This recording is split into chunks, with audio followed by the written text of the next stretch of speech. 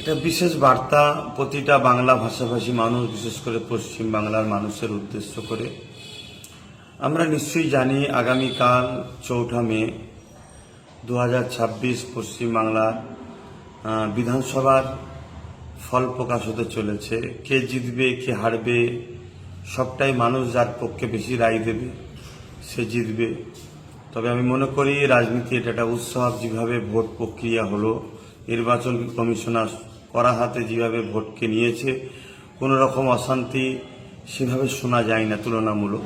কিন্তু কয়েকদিন ধরে যেখানে স্ট্রং রুম আছে সেখানে যেভাবে ক্যামেরা অনেক সময় বন্ধ থাকছে আর থাকছে, এটা একটা প্রশ্নচিহ্ন যেমন রয়ে যাচ্ছে। পাশাপাশি আগামীকাল রেজাল্ট যেদিকেই যাক, আমরা মনে করি আমরা সবাই বাঙালি, আমরা পশ্চিমবাংলার মানুষ। দেশ মানুষকে অধিকার দিয়েছে, তুমি তোমার পছন্দের ক্যান্ডিডেট এবং পছন্দের দলকে তুমি পছন্দ করবে, সাপোর্ট করে ভোট দেবে। এটা ভারতবর্ষের একটা সৌন্দর্য। এই সৌন্দর্যতে যে যাকে পছন্দ হয়েছে ভোট দিয়েছে, এটাকে নিয়ে যেন কোনো রকম হিংসা না হয়। বিশেষ করে আইএসএফ এর পক্ষ থেকে যারা দাঁড়িয়েছেন তাদেরকে উদ্দেশ্য করে বলবো, আমি আশা রাখি এবং মহান স্রষ্টার কাছে দোয়া রাখি আপনারা খুব ভালো রেজাল্ট করবেন, শেষ পর্যন্ত টিকে থাকবেন। তথাকথিত কিছু মিডিয়ার খবর দেখে যেন নিজেদের মধ্যে মতানৈক্য তৈরি করবেন না, বেরিয়ে চলে আসবেন না, শেষ পর্যন্ত থাকবেন। কেন চারিদিকে কান পাতলে যেটা দেখা যাচ্ছে, 15 বছর মানুষ ভোট দিতে পারেনি, ভোট দিতে পেরেছে। এবং নওশাদ সিদ্দিকী যে মানুষের জন্য, দেশের জন্য এবং সংবিধানকে সামনে রেখে যে কাজ করছে, তাতে সর্বশ্রেণী সর্বধর্মের মানুষ নওশাদের উপর একত্র হয়েছে। তাই ব্যাপকভাবে যে ভোটটা পড়েছে, কোনো জায়গায় 92, 95, 98% তাতে আশা রাখা যাচ্ছে। এবং কান পাতলেও শোনা যাচ্ছে যে আইএসএফ যে জায়গায় দিয়েছে খুব ভালো রেজাল্ট করতে চলেছে। তাই আপনারা শেষ পর্যন্ত থাকবেন এবং আশা রাখবো। দুটো কথা আপনাদেরকে বলবো, নিশ্চয়ই আপনারা, আমি সবাই জানি, লক্ষ লক্ষ মানুষ এখন তাদের নাগরিকত্ব ভোটার তালিকা অনিশ্চিত হয়ে আছে। অতএব সেই জায়গায় জয়ের পরে আইএসএফ এর যারা করছেন, বিশেষ করে তাদের উদ্দেশ্য করে বলছি, সেরকম আনন্দ ফুর্তির মধ্যে আপনারা জড়াবেন না।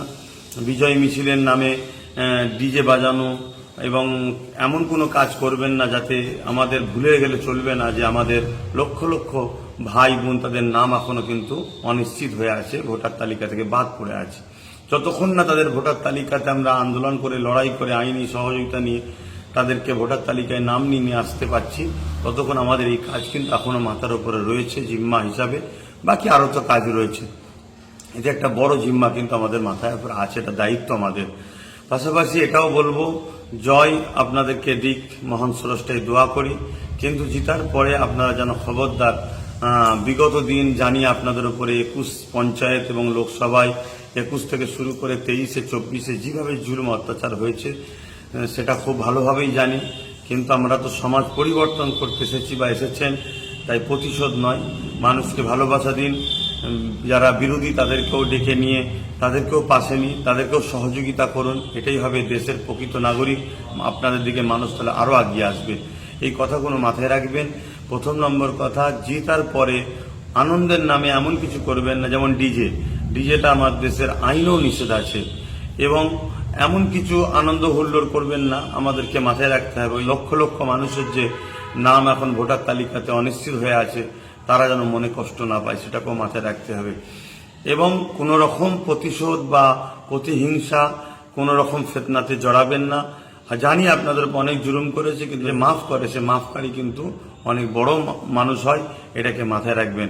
আশা রাখছি আপনাদের জয় কামনা করছি মহান স্রষ্টার কাছে।